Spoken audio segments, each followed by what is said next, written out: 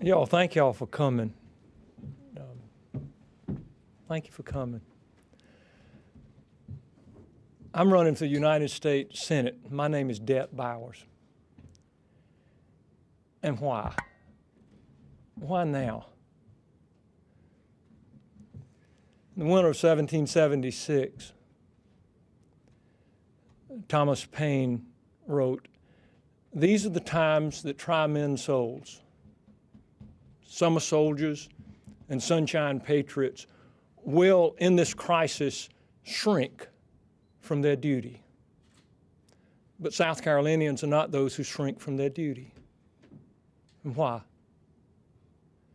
Because we know that Americans are the answer to America's challenges.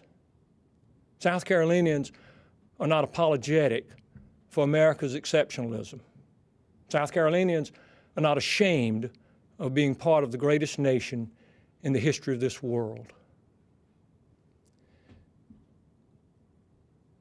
In this season of our lives, we would have never thought we'd be doing this. But we've reached a point in the progress of the history of this nation where we just don't have a choice. Shakespeare said,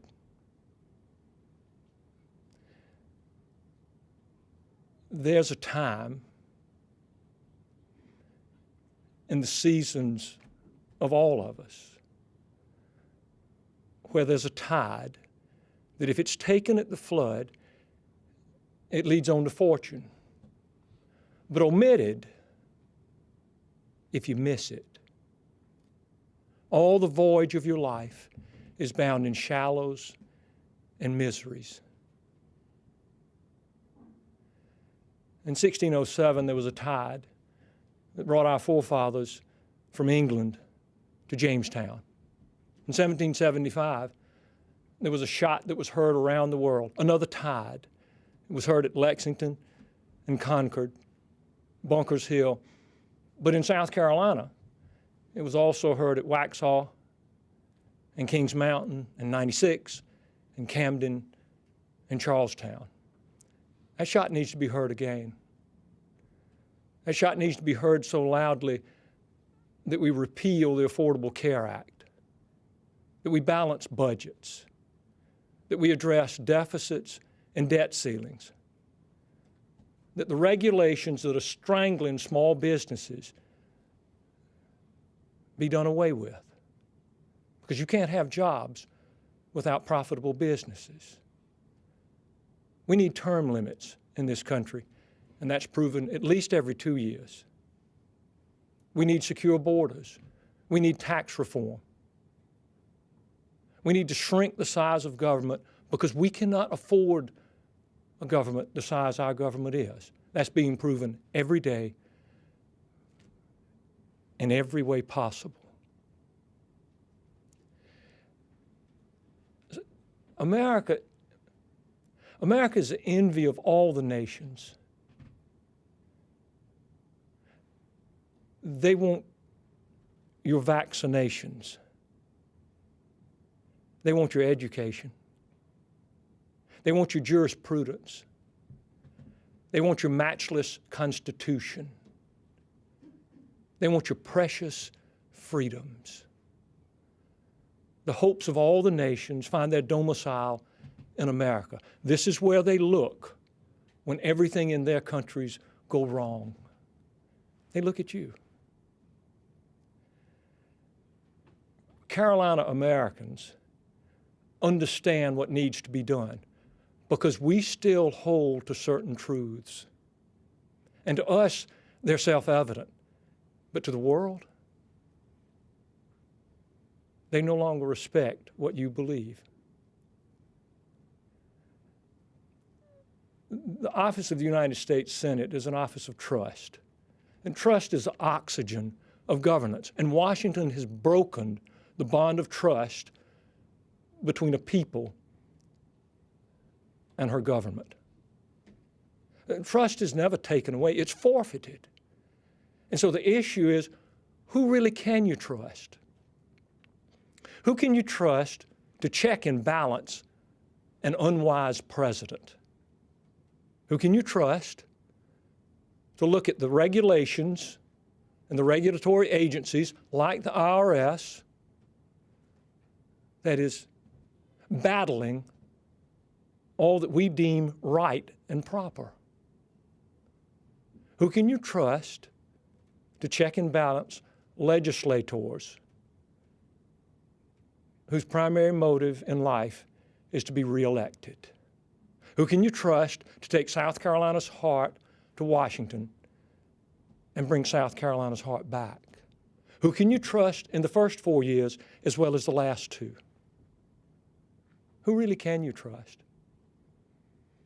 You know, I was born in the Low Country. I was educated in the upstate, and I live in the Midlands. I farmed the fields of our state. I practiced law in the courts throughout this state. I've ministered to your families. I've been there when you're so weak and you're in your hospital bed, you can't get up. I've been there when there's been domestic difficulties, and we work through them. I've been there to baptize your children, and when your parents have died, I've taken their funerals. Just because I love your souls. You matter to me. You matter to this nation, because South Carolina is the noblest of all the states. She is the gem. She sets the standard. She is the soul of this nation. She has been since there were just 13 colonies, and now the 50 stars on our standard, she still is. Who will you trust? Who's been there for you when there was no one else? As I've traveled around this state, what I find is men and women, boys and girls, who have a burning in their spirit for change. For us not to go back, but us move forward to a preferred future, a preferred America. We can have that. Y'all hear the music of the fifes and the drums that pound again life, liberty, and the pursuit of happiness.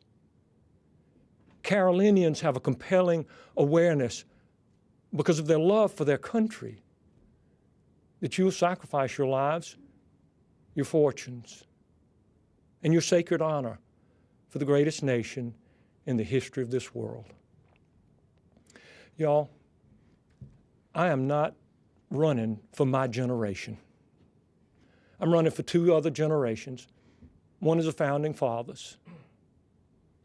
Their principles, the truths they held to be self-evident, are not only deemed irrelevant, they are despised,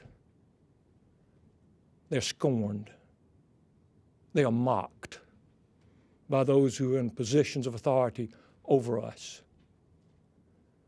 But our Founding Fathers, they still have a vote in this republic.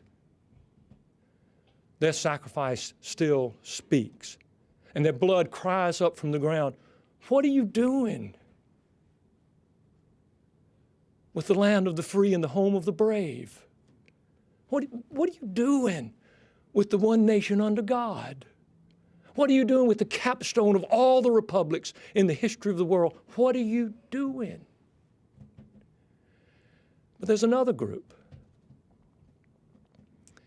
This other group, they're our children and our children's children, our heirs, born and unborn. We have 4 grandchildren who walk the face of this earth. A 4-year-old little girl, a 3-year-old little girl, a 2-year-old little girl, and a 1-year-old little girl.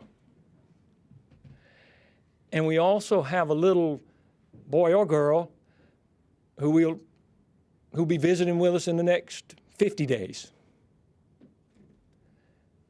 Never will one of our grandchildren look in their grandfather's face and say, Granddaddy, when you could have made a difference, why didn't you? Why didn't you? They'll never say that to their granddaddy. Because we'll push every envelope.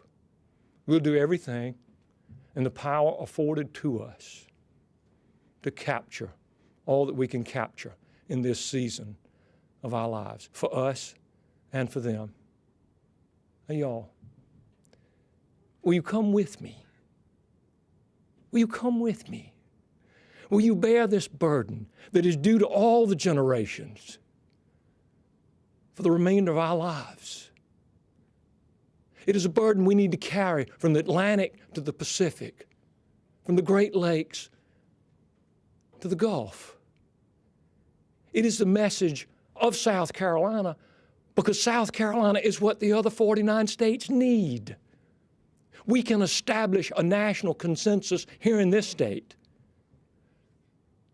from where the Atlantic touches our gentle shores to where the foothills kiss the sky.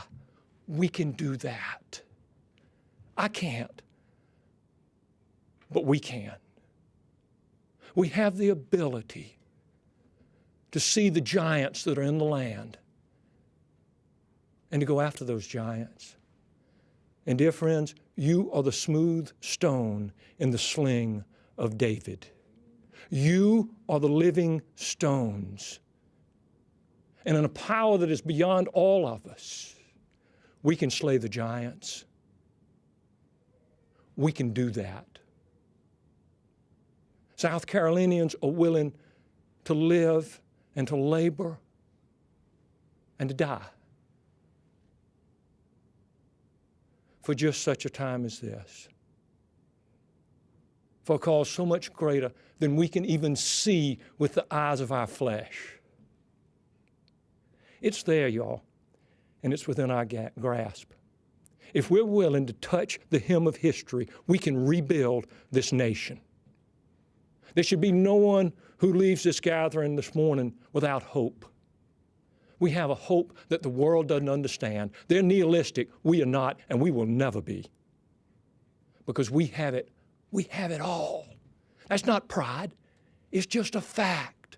We have it, and we have it to give to the whole world. I need you to help me give it to the world.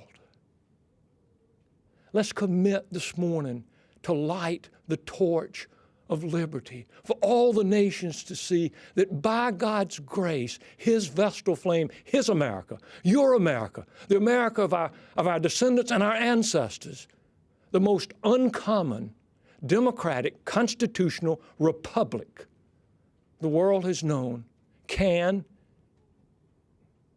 and shall conquer every enemy, both domestic and foreign.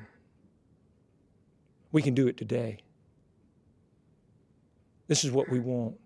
We can have it. Let's do it. So help us God.